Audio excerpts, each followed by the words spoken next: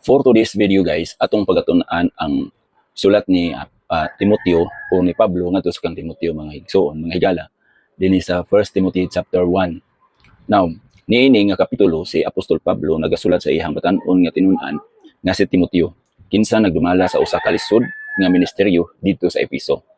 Giyahan ni Pablo si Timoteo kung unsaon pagbatok sa mga sayop nga tudlo, pagpasabot sa tinuod nga katuyoan sa kasuguan, o pagpaambit sa iyang kaugalingon, kausab, isip, pamatud-an sa dakong kaluoy sa Dios. Ang bersikulo 1 ngadto sa 2 nadiha ang pagpangumusta og otoridad.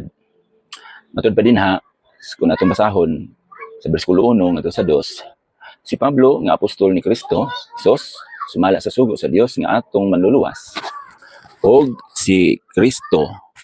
ni Kristo Jesus nga mao ang atong kaluwasan.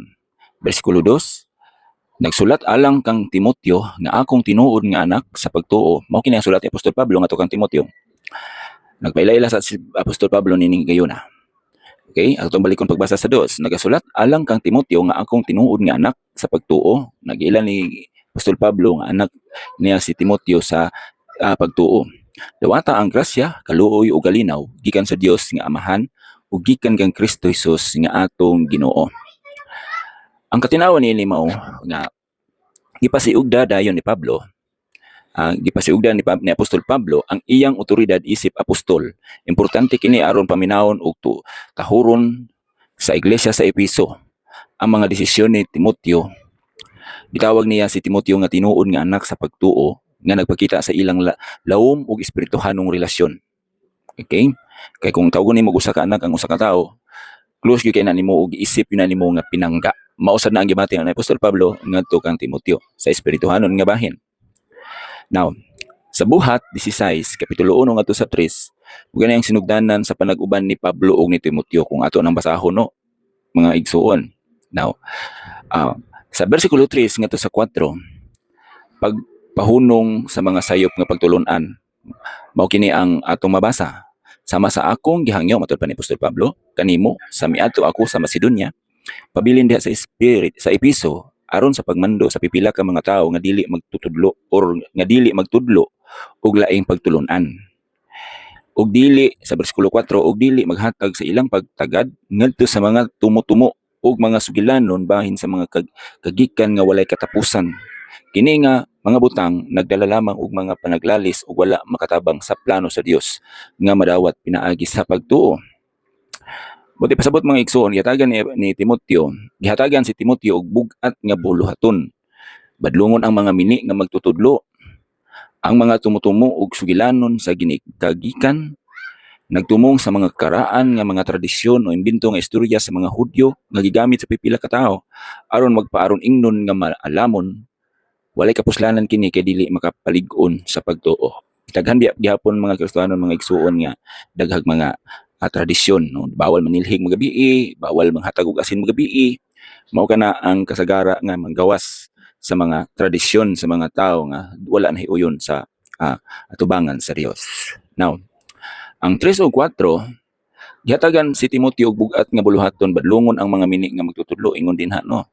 Ug ang mga tumutumo ug sugilanon sa kagikan. Now, kung atong basahon ang Tito 1:14, ang susamang pasidaan ni Pablo batok sa mga tumutumo sa mga Hudyo. Nakasinati gyud og mga tumutumo nga mga tawo kanang magbuhat-buhat bitaw og ilang kaugalingong doktrina.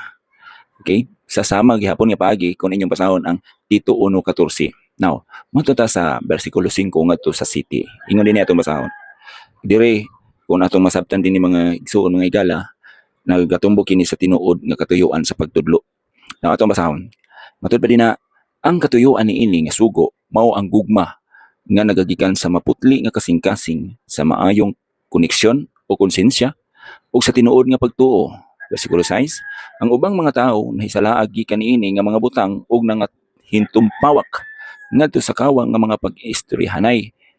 City, gusto silang mahimong mga magtutudlo sa kasuguan apan wala gani sila makasabot sa ilang kaugalingong gipamulong o sa mga butang nga ilang gipanghimatud pag-ayo. Nagyapoy mga kaubanan nato sa buhat mga igsuon mga igala nga kinsa tong mga sayop pagani wala makasabot sa mga context sa Bible mao pati kusog kaayo mang disfellowship ug dili mo ila nato mao na sila. Usa ray gihapon natagbuan dinhi ni Apostol Pablo ug ni Timoteo dito sa iglesia sa Efeso.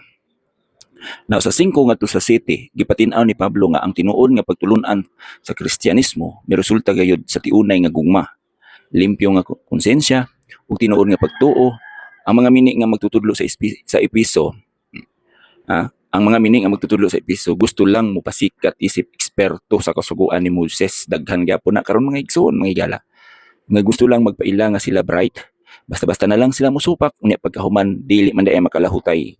Daghan kay mga magwawali karon nga piling bright, nga piling banggiitan. Og nasinati usab kana gyapon ni Pablo og ni Timoteo sa iglesia sa Efeso nga kini nagpamatuod lang sila nga adunay mga tao kaniadto nga gusto magpasikat isip eksperto sa kasuguan ni Moises apan ang tinud wala sila kasabot sa ilang gipanudlo. Niini nga context mga igsoon. Namatuta sa bersikulo 8 ngadto sa 11 atong basahon. Kini nagatumbok sa hustong paggamit sa kasuguan. Now kini siya dili ni siya pwede nanto basta-basta na lang ang pagkatun-an o basa-basa or application kung magwalit nga dili ta kasabot. Kailangan atong sabton. Now atong basahon sa bersikulo 8 ngadto sa 11. Sa bersikulo 8 nagakanayon nasayod kita nga ang kasuguan maayo. Kung gamiton kini sa husto nga paagi. Hinumdumi matud pa sa bersikulo 9 nga ang kasuguan wala himuha alang sa mga matarong kundi alang sa mga malapason ug masupilon sa mga dili Dios nun ug makasasala sa mga dautan ug mapasipalahon. Sa bersikulo 10 nagakanayon diha sa mga makahilawason, sa mga bayot, okay? Ang mga bayot mga igsoon isgutan dinhi. Sa mga mamaligya ay ug tawo kay do na may mga mamaligya ay ug tawo god sa unang panahon bisan karon no mga human trafficking. Sa mga mamumakak or mga bakakon sa mga magapanumpa og bakak kanang kusog manumpa pero bakak ug alang sa bisan unsa nga supak sa husto nga pagtulun-an. Sa bersikulo 11 sumala sa mahimayawong maayong balita sa bulahang Dios nga gipiyal kanako. Mali sila ti Apostol Pablo. Now, ang kasuguan or balaod sa unang panahon adunay dakong kapuslanan kung gamiton sa husto. Wala kini gihimo aron luwason ang tao, kundi aron ipakita sa mga makasala ang ilang kasalanan. O aron madlungon ang mga dautan, ang tinuod nga magtutudlo mag-align sa iyang pagtudlo sumala sa maayong balita kanang may uyon ba or the gospel. Sa Galacia 3:24 kung inyong basahon diya palihog, nagatumbo ka na ang kasuguan ingon nga tigtultul padulong kang Kristo giya. Okay, agitug pang og reference sa bersikulo 8 ngadto sa 11 ang Galacia chapter 3 verse 24. Now, matuta sa bersikulo 12 ngadto sa 14. Diri nagpamatuod nga si Pablo nagpamatuod bahin sa grasya. Now atong basahon mga igsoon. Nagpasalamat ako kaniya nga naghatag kanako og kalig-on si Kristo Jesus nga atong Ginoo. Kay giisip man ko niya nga kasaligan og gitudlo ako alang sa iyang ministeryo. Bisan tuod kaniadto yung sa 13, ako usa ka mapasipalahon, maglulutos ug mapintas nga tao. Apan naluoy ang Dios kanako tungod kay nagbuhat ako nini sa kawalay kahibalo ug sa kawalay pagtuo. Sa bersikulo 14 og ang grasya sa atong Ginoo miawas alang kanako uban ang pagtuo og gugma nga anaa kang Kristo Jesus. Gigamit ni Pablo ang iyang kaugalingong kaagi isip pananglitan. Kaniadto gilutos niya ang iglesia apan giusab siya sa Dios pinaagi sa grasya ug kaluoy. Gipakita niini nga walay bisan kinsa nga dili pwedeng usbon o luwason sa Dios. Agitug pa nga bersikulo diha sa Buhat kapitulo 9 1 ngadto sa 9 dili na to basahon, pwede ninyo basahon sa inyong Bible. Kini ang istorya sa pagkakabig ni Pablo sa dalan paingon sa Damasco. Okay, now matuta sa bersikulo 15 ngadto sa 17. Ang labing makasala og ang pagdaig sa Dios mao kini. Mao na ang punto diha sa 15 to 17. Now ato basahon. Kini nga sulti kasaligan ug takos nga dawaton sa hingpit nga si Kristo Jesus mianhi sa kalibutan aron sa pagluwas sa mga makasala ug ako ang labing daotan kanila ingon sa Apostol Pablo ngadto kang Timoteo. 16 apan tungod niini naluoy ang Dios kanako aron nga dinhi kanako nga labing daotan ikapakita ni Kristo Hesus ang iyang hingpit nga pailob ingon nga pananglitan sa mga musunod nga musali kaniya alang sa kinabuhing dayon. 17 karon ngadto sa hari nga walay katapusan, dili mamatay, dili makita ang bugtong Dios, maanaa ang dungog ug himaya tungod sa kahangturan. Okay, hangtod sa kahangturan. Now, kini ang sentro nga mensahe sa kapitulo. Ang katuyuan ni Jesus mao ang pagluwas sa makasasala. Giisip ni Pablo ang iyang kaugalingon nga labing dautan or chief of sinners aron pamutud-an nga kun naluwas ug napaubsab o napaubsan siya ni Jesus, bisan kinsa nahimo usab nga luwason. Mitapos si Pablo pinaagi sa usa ka dako nga pagdaig o doxology sa Dios. Okay? Now, matuta sa bersikulo 18 ngadto sa 19. Ang sugo kang Timoteo ug ang pasidaan. Mao kini nga sulat ni Apostol Pablo ngadto kang Timoteo ingon diha.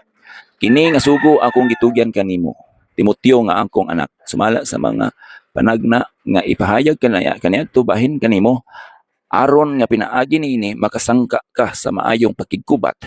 Bersikulo 19 nga maghupot sa pagtuo ug maayong konsensya. Ang uban nagsalikway niini busa nalunod ang ilang pagtuo.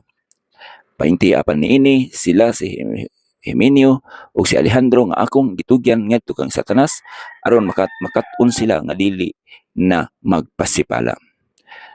Giaghat ni Pablo si Timoteo nga makigubat sa maayong pakigubat. Bot ipasabot, panalipdan ang kamaturan. Naghatag siya og pasidaan gamit sila si Himeneo ug Alejandro. Kinsa may salikway sa maong konsensya hangtod or hinungdan nga nalunod o nahisalaag ang ilang pagtuo. Ang pagtugyan kanila ngadto kang Satanas nagpasabot nga gipalagpot sila sa kongregasyon sa iglesia o gipahawa sila aron bation nila ang kalisod sa kalibutan ug maghinulsol sila.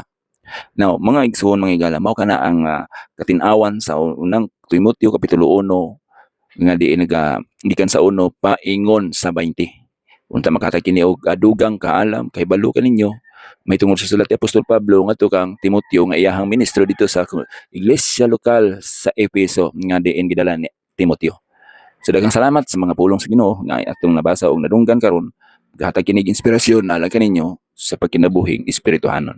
Daghang salamat mga higala ug mga igsoon.